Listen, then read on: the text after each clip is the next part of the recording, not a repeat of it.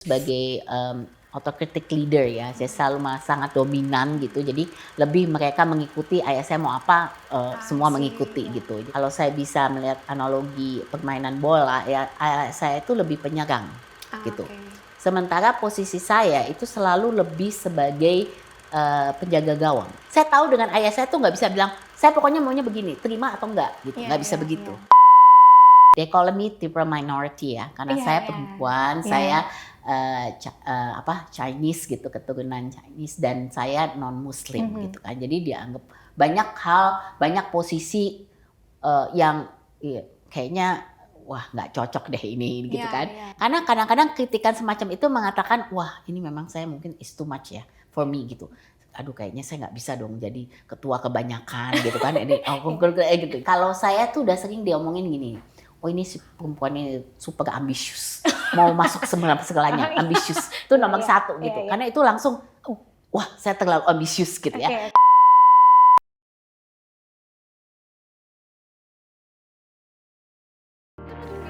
Ada cerita para puan. Kalau tadi Ibu cerita sedikit juga soal visi bisnis yang Ibu bilang, oh mungkin Ibu punya visi yang berbeda waktu itu untuk perusahaan keluarga gitu. Sebetulnya mungkin Ibu bisa cerita dikit nggak sih sebetulnya visi bisnis seorang Sinta Kamdhani itu seperti apa sih? Yang saya Iya. dengar 3P. Iya, jelas, itu satu hal yang paling utama. Jadi pertama, kita mesti punya visi yang jelas. Terus terang dulu ayah saya tuh lebih, bergerak dari sisi, ya pokoknya kalau bisnis nggak cuma ayah saya ya, Ya. semua pebisnis pasti ngelihatnya ya unsur profit lah, Ya. harus menguntungkan, semua Ya. untung, gimana bisa make as much Cuan money, gitu ya, ya. cuan sebesar-besarnya gitu kan. Nah jadi, nomor satu tuh pasti dari segi profitnya gitu. Nah kalau saya melihat bahwa visinya ini adalah untuk jadi suatu perusahaan untuk bisa berkelanjutan atau sustainable, kita harus nggak bisa memprioritaskan hanya dari segi profit gitu. Makanya saya selalu mengatakan 3P itu, profit, people, planet, adalah bagaimana bisa menjadi perusahaan yang sustainable, dari ketiga aspek ini gitu, untuk membuat perusahaan itu menjadi sustainable di jangka panjang ya. Jadi ini kenapa saya sangat percaya dengan konsep pembangunan berkelanjutan gitu kan, di mana kita juga masukkan komponen-komponen SDG untuk kita integrate di dalam bisnis model kita gitu. Karena visinya jelas bahwa saya ingin membawa Syntesa itu menjadi sustainable excellent company gitu ya. Jadi saya mau lihat bahwa kita bakal berkelanjutan, nggak cuman perusahaan yang mikirin profit dan 5 tahun selesai gitu Ya, kan. ya, ya, Gitu ya. Ini sesuatu untuk jadi perusahaan ini seperti apa, ini bagaimana gitu. Ya. Nah, jadi itu yang saya rasa yang fundamentalnya bahwa visinya itu harus menjadi seperti ini gitu. Nah, mungkin itu suatu perusahaan mungkin perubahan yang ya cukup signifikan, mungkin kalau ayah saya sampai sekarang juga nggak mungkin terlalu ini apa sih maksudnya bagaimana gitu Iya, ya. iya. Tapi saya rasa ini menjadi satu determinasi yang sangat pokok gitu. Karena inilah yang kemudian juga harus di-embedded di dalam culture atau budaya perusahaan gitu. Dan ini menarik karena corporate values kita ini juga saya bawa dari family values yang kita ada gitu. Oh, Jadi oke. mungkin ayah saya tadinya nggak pengerti apa itu corporate values, why you doing corporate Iya, values buat gitu apa? ya, Iya, buat iya. apa kayak gitu-gituan gitu Iya, kan. iya. Tapi buat saya itu penting karena sebagai karyawan semua tuh harus punya gitu, harus ada gitu dasar values-nya. Nah itu saya belajar dari family values saya gitu, kemudian saya masuk ke dalam corporate values daripada Syntesa, yaitu 4E ya. Jadi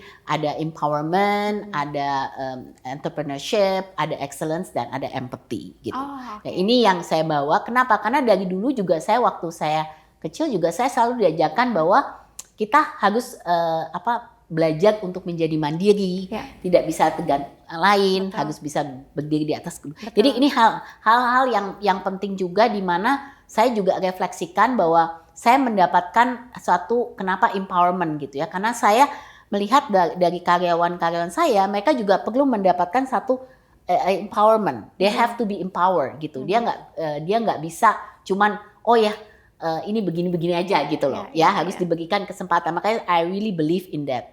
Terus kemudian entrepreneurship juga seperti itu gitu. Karena jiwa kalau orang katakan karyawan itu nggak bisa jadi entrepreneur, itu nggak benar sebenarnya. Karena jiwa entrepreneurship itu bisa ada di dalam setiap karyawan yang ada. Jadi di sini juga sistemnya kita bekerja juga nggak perlu kamu cuma ngerjain ya ini. Kamu bisa menjadi project owner yang bisa encompass juga jiwa entrepreneurship kamu ke dalamnya gitu. Bu Sinta, dari 4 corporate values tadi yang katanya Ibu ambil, sebenarnya Ibu tarik dari family values-nya Ibu gitu ya.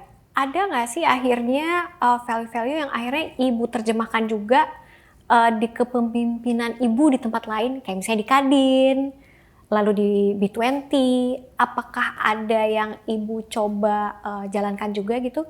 Mungkin nggak langsung dari poin-poin kayak B20 kan ada poin-poin ininya ya, tapi ada sebuah cara nggak sih Bu untuk Ibu tetap menjalankan visi bisnis itu gitu? Ya, jadi kan saya percaya bahwa di dalam kepemimpinan saya ya, saya lebih menganut kalau ayah saya kan lebih sangat dominan lebih ke autokrasi ya gitu ya. Jadi cara kepemimpinan saya tuh lebih seperti itu gitu, lebih sistem melayani lah, servant leadership I call it gitu. Dan itu mungkin sangat terkait dengan salah satu value saya yaitu di Sintesa yaitu empathy gitu. Dan ini yang saya juga belajar waktu saya dari keluarga saya ya, dari family value saya, di mana kita juga dari kecil itu selalu sudah terbiasa untuk juga caring terhadap komunitas di sekeliling kita gitu. Jadi saya dari kecil itu walaupun saya aktif gitu ya, sekolah saya aktif itu selalu saya sudah diajarkan untuk juga kerja sosial gitu. Waktu masih kecil mungkin dengan panti asuhan gitu ya, terus kemudian ada kegiatan-kegiatan lain gitu. Tapi itu udah kebiasaan jiwa caring empathy-nya itu ada gitu di situ. Dan ini juga saya masukkan di values-nya Sintesa, di mana empathy kita tidak hanya di dalam gitu terhadap sesama kita di dalam, tapi juga keluar gitu terhadap komunitas di sekeliling kita gitu. Jadi ini yang mungkin yang kemudian membasari saya juga untuk dengan konsep leadership seperti ini gitu loh. Jadi servant leadership itu kita lebih menjadi bagian dari melayani organisasi yang kita ada gitu ya. Jadi saya mungkin lebih demokrasinya lebih jalan gitu ya. Jadi dengan kata lain kita sekarang juga di Sintesa kita punya executive committee gitu loh. Kita punya dari decision making itu ada satu proses gitu. Tidak hanya seorang Sinta sebagai pemimpin saya bikin keputusan sendiri gitu, nggak seperti itu gitu. Oke. Tapi boleh dijelaskan juga sedikit nggak sih Bu? Karena kalau misalnya ngelihat profilnya Bu Sinta kan Ibu terlibat di begitu banyak organisasi bisnis. Jadinya bilang begitu banyak karena saya tadi hitung, wah ini kayaknya di tangan saya aja Ibu udah ada 5 mungkin, ada macam-macam gitu ya. Sebetulnya gimana juga sih caranya Ibu sebagai pemimpin gitu ya, membagi kepemimpinan yang merata dan fair. Di sini tetap diperhatikan, di sini misalnya tetap akan diperhatikan. Iya, kalau kita dengan begitu banyak kegiatan tuh kita harus juga disiplin dari segi membagi waktu kita kan, dan juga tidak hanya waktu tapi juga pemikiran kita gitu. Dari mana we have to be strict gitu ya. Jadi kalau kita lagi ini ya ini gitu. Jadi nggak terlalu bercampur baur sebetulnya ya. Ya, in a way you are multitasking tapi tidak dari segi mindsetnya itu jelas gitu. Kalau lagi fokus ini di sini ini. Karena pada akhirnya kegiatan-kegiatan ini kan cuma aktivitas gitu. Tapi sementara kalau kita ngomongin keluarga, kita ngomongin untuk kita sendiri gitu ya, untuk our own self ini itu kan juga penting sekali gitu. Nah, ini yang mungkin balancing yang jauh lebih kunci lagi gitu daripada hanya sekedar ini banyak sekali kegiatan ya, itu juga harus dibagi gitu. Tapi ini jauh lebih penting karena ini impact-nya ke kehidupan kita gitu loh. Saya selalu percaya on our mind, body and soul ya. Jadi buat saya itu penting banget tuh. Kalau kita nggak dapatkan itu jiwa mind, body and soul, saya sendiri nggak mungkin bisa melakukan kegiatan apa-apa gitu. I'm stuck gitu karena ininya nggak balance di sini. Bu, tapi saya penasaran, Ibu pernah mendapatkan kayak diskriminasi gitu mungkin, atau misalnya kayak dianggap salah kaprah ketika membuat sesuatu, membuat ini. Pernah nggak sih di lingkungan bisnis juga yang akhirnya ngelihat Ibu kayak apaan sih gitu? Saya rasa gini, Perempuan tuh Indi, kok kayaknya Indi, kerjanya exactly, sedikit ya? Indi. Kalau saya tuh udah sering diomongin gini, oh ini si perempuan ini super ambisius, mau masuk segalanya, ambisius. Itu nomor Iya, satu gitu, iya. karena itu langsung, wah saya terlalu ambisius gitu ya. Oke. Itu sering banget tuh. Kalau laki mungkin nggak digituin, Iya. kalau perempuan kata-kata perempuan terlalu ambisius itu udah sering banget. Saya rasa dihadapi banyak perempuan juga. Jadi itu satu hal yang saya rasa juga kita harus menyadari gitu, bahwa kritikan-kritikan itu pasti banyak gitu, dan itu bukan berarti salah ya. Jadi mungkin ada juga yang kita harus dengar, mungkin kadang-kadang we are too much gitu, tapi sometimes jangan itu kemudian juga hinder kita untuk mau maju gitu. Karena kadang-kadang kritikan semacam itu mengatakan, wah ini memang saya mungkin is too much ya for me gitu. Aduh kayaknya saya nggak bisa dong jadi ketua kebanyakan gitu kan. Ini gitu. Jadi itu kemudian membuat kita mundur. Jadi ini kita mesti hati-hati banget. Jadi dalam satu sisi makanya saya tuh punya banyak mentor ya. Jadi kalau mentor yang ngomong, saya percaya dia pasti benar-benar ini dengan ini kepentingan untuk saya gitu. Tapi tidak asal sembarangan orang aja ngomong gitu. Kalau mentor yang ngomong, dia pasti tahu, oh kenapa ini it's a little bit too much nih Sin. Kamu mesti ini sedikit gitu kan.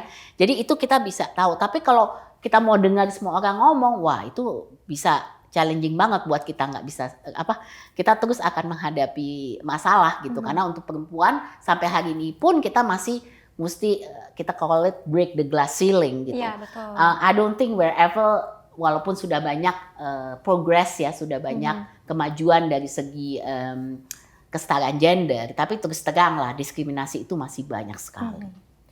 Ibunya sendiri gimana caranya ibu break the ceiling, mematahkan stigma?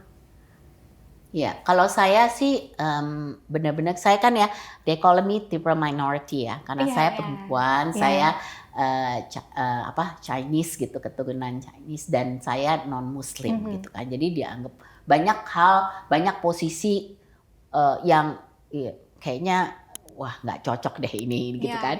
Jadi to break the glass ceiling tuh saya harus untuk berani untuk fight for it gitu. Fight tuh dari segi saya mesti memberanikan diri untuk menunjukkan kemampuan saya, but I deserve that gitu loh. Even with all the kelemahan atau kekurangan yang saya ada gitu. Nah itu I think proving yourself is very important, dan itu yang selalu saya lakukan gitu. Give me a chance and I will prove to you that I can do it gitu kan. Jadi ini juga saya juga makanya juga ya bersyukur lah, banyak yang juga memberikan saya kesempatan sebagai seorang perempuan untuk menduduki posisi-posisi kepemimpinan seperti ini gitu. Karena sometimes you just need to show yourself gitu kan, menunjukkan kemampuan, memberanikan diri bahwa yes you can do it gitu. Menurut ibu sebenarnya kelebihan pemimpin perempuan itu apa sih sebenarnya? Empati apakah salah satunya gitu? Jelas. Ada Athena Doctrine Research ya, mereka mengatakan kalau perempuan itu ada aspek 3 hal. Pertama adalah memang empati, kedua adalah kehati-hatian, dan yang ketiga adalah kolaboratif.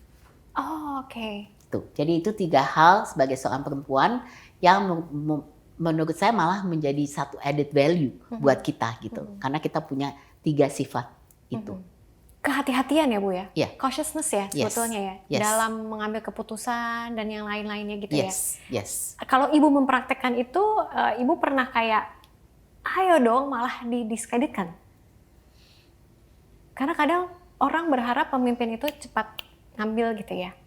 Kan kehati-hatian tidak ada kaitan dengan kecepatan ya.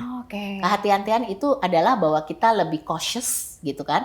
Tapi bukan berarti itu berlama-lama kita berpikir, bukan. Hati-hati. Jadi kehati-hatian dan kecepatan itu saya rasa bukan satu hal. Orang hati-hati itu pasti lama, nggak begitu. Oke. Itu menarik. Karena biasanya orang akan kayak korelasinya mendiskreditkan kita nggak begitu. Dengan bilang kayak gitu.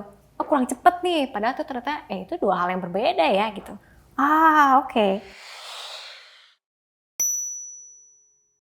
Karena if I'm so stretched out di dalam kegiatan saya, pekerjaan saya, kemudian rumah tangga saya, sementara saya nggak punya waktu untuk saya, itu juga nggak bisa gitu.